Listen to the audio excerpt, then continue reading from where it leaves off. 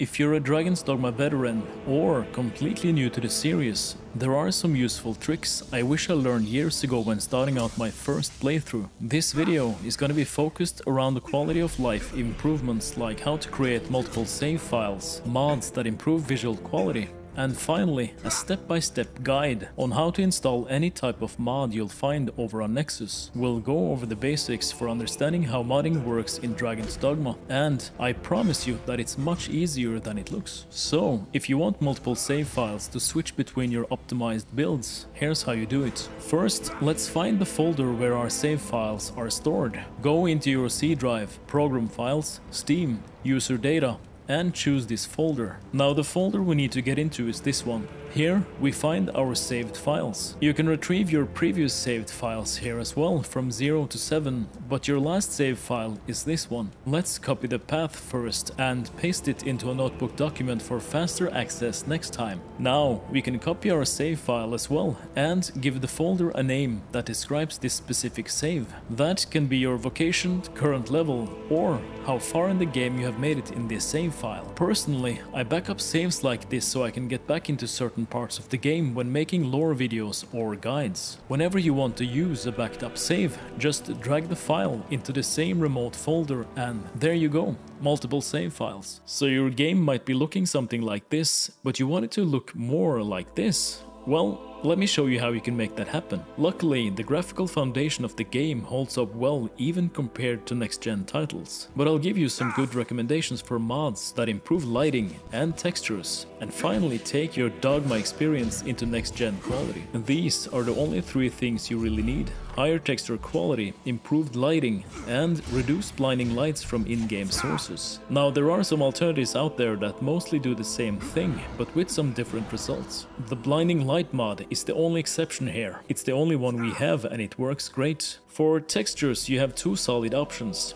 The Gransys texture improvement project aims to improve most of the vanilla game architectural and landscape textures, solid and simple. It's a very popular mod for that reason, but it's sadly not in development anymore. The next alternative though is one I've been using for years now, and it's created by one of the most talented and passionate modders out there, Austin Shelton. He's been kind enough to let me test his mods over the years, and if you want 4K textures for Dragon's Dogma, he'll definitely hook you up. Over on his user page you'll find improved textures for 400 plus equipment sets for both the player and enemies, 4K textures for Grand Soren and Gransys, and improved body and face textures for both genders. He's currently working on what I think will turn out to become one of the biggest mods for Dragon's Dogma on Nexus, a complete graphical remaster of Dragon's Dogma. So yeah, go check out his other mods as well. For improved lighting and color grading, also known as an ENB, we currently have over 20 alternatives on Nexus, and they all give their own distinct feel to the game. My personal favorite is Wickfoot ENB that I've showcased many times here on the channel. Sadly, it's been taken down from Nexus, but we still have two other great ENBs I've used in the past that work really well: Resonant and Rudy ENB. These are both lightweight and give your game a nice boost in visual quality. So we've covered some powerful mods you can use to improve your Dogma experience. But how do we install them? First, we need to find our game directory. This is where all your modded files need to be put in to replace the old vanilla files. Go into Program Files again,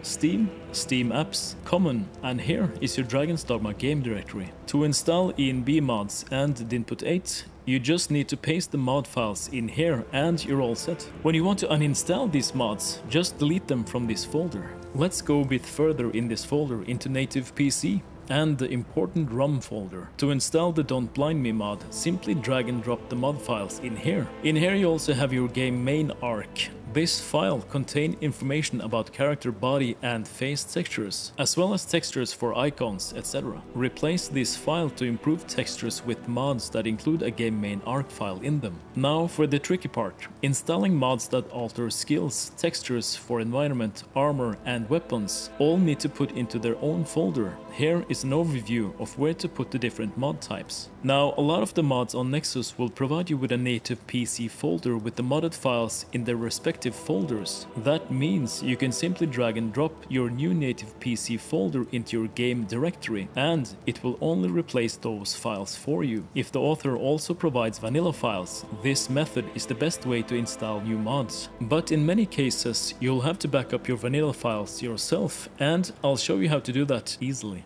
Let's go through how to install this armor mod, the Foreign Paladin armor set. We'll download the files here from Nexus and extract them to our computer. Now let's take a look at what files and folders we have to work with here. Native PC, ROM, equipment, and 4 folders here for the different armor pieces. The first folder here contains the modded cloak, and it needs to be put in the accessories folder in our game directory. Let's find that first. For armor mods, we need to go into this folder for equipment, and here is an overview of where different armor and clothing mods need to be installed. For the cloak, we go into ACC, find the vanilla file, and make a backup of it. Follow these steps for the other armor sets, and you're good to go. Remember that for most clothing and armor, there are female and male versions. The first letter will be either F or M in these files, and you'll have to put them in the corresponding folder. Installing mods for environment and weapon textures, including skills, require the same method of installing. Always make backups and install the files in the right folder manually like we did today. I hope this short guide can help out people on the fence wanting to try out Dogma mods before the sequel. If you have questions, let me know.